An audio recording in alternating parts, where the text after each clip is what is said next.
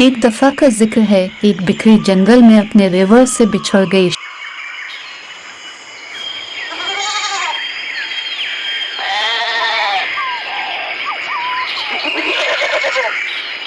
शाम हो रही थी, इसलिए उसने रात जंगल में ही गुजारने का फैसला किया।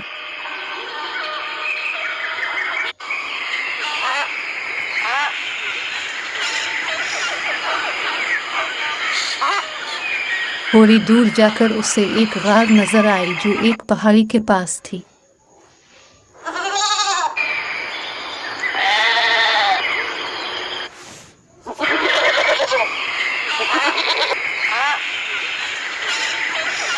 बिक्री को रात गुजारने के लिए यह जगह बहुत पसंद आई और वो एक कोने में जाकर बैठ गए। इत्तेफाक से इस गार के एक कोने में एक खूंखार शेर भी रहता था जो इस वक्त गार के अंदर ही था। शेर की धार की आवाज सुनकर बिक्री बुरी तरह डर गई थी। अब वो गार से भागकर भी नहीं जा सकती थी क्योंकि अंधेरा होने वाला था।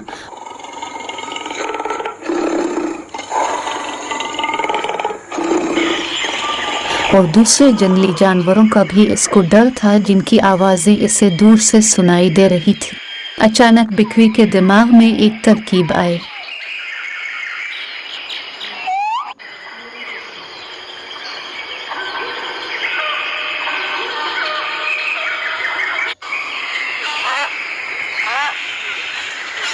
उसने अपनी गर्दन अकड़ा ली और शेर की आंखों में आंखें डालकर उसे देखा।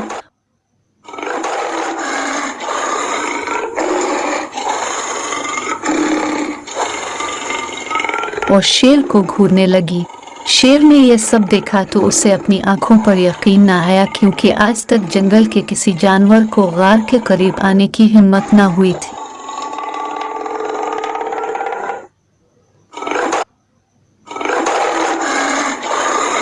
शेर ने गरज कर कहा,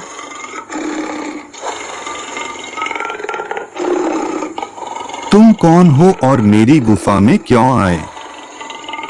बिक्री भी अकड़ कर बोली,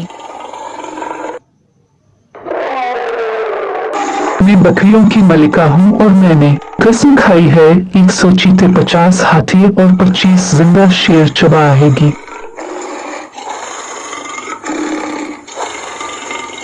अब तक 100 चीते और 50 हाथी तो चबा चुकी हूँ और अब सिर्फ 10 शेरों की तलाश है। यह सुनकर शेर गार से बाहर भाग गया।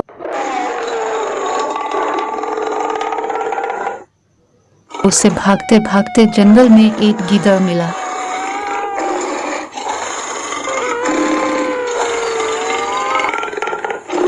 गीदड़ ने शेर को यूं भागते देखा तो पूछा, ए जंगल के बादशाह, आप इतनी तेजी से किधर भागे जा रहे हैं? क्या कोई शिकारी आ गया है?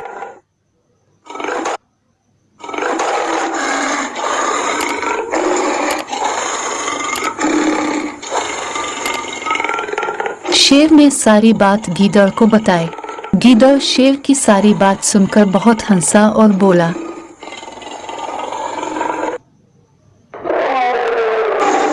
अरे बादशाह सलामत, इस बिक्री ने जरूर अब से कोई मजाक किया होगा। भला एक बिक्री ऐसा कैसे कर सकती है? उसने अपनी जान बचाने के लिए ये सब आपको बताया होगा। आए वापस गार में चलते हैं, आज तो बेटी बिठाए इतनी बड़ी दावत मिली है हमें।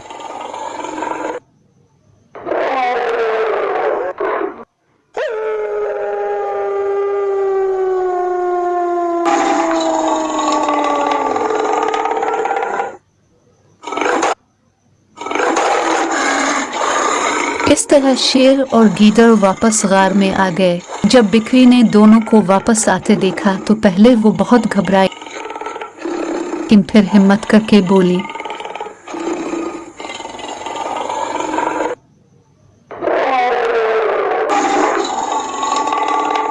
ए नामकूल गुलाम, हमने तुमसे 10 शेरों को लाने का कहा था और तुम एक शेर ही लेकर वापस आ गए।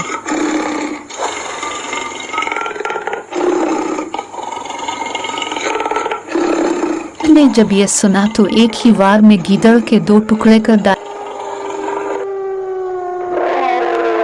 खुद वहां से भाग गया।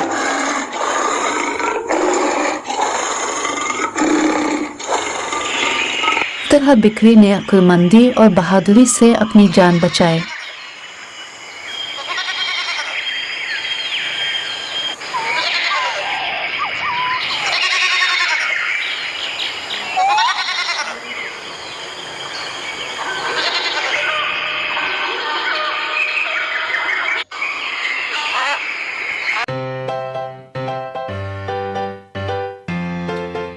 आज की इस कहानी से आपने क्या सीखा?